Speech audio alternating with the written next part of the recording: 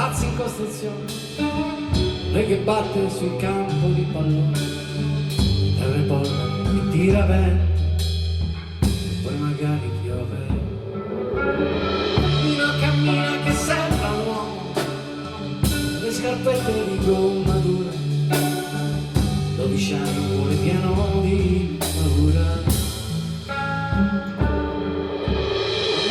Non aver paura di sbagliare un calcio di rigore, non è mica da questi particolari che si giudica un giocatore che dà il coraggio all'altruismo, alla fantasia. E chissà quanti ne visti, quanti ne vedrai, i giocatori tristi che non hanno vinto mai ed hanno aperto le scarpe a qualche tipo di muro e adesso ridono dentro al bar. Mi sono innamorato da 10 anni con una donna che non hanno amato mai, chissà quanti ne hai veduti, chissà quanti ne hai veduti. Non capivi dal primo momento, l'allenatore sembrava contento, allora mise il cuore dentro alle scarpe e corse più veloce del vento.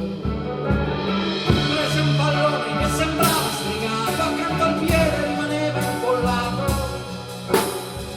entrò nell'aria senza guardare, il pallone lo fece passare.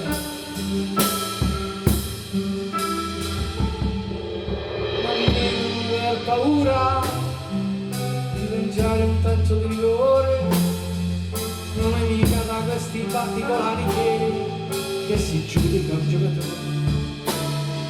giocatore dove dà il coraggio all'altruismo, alla fantasia.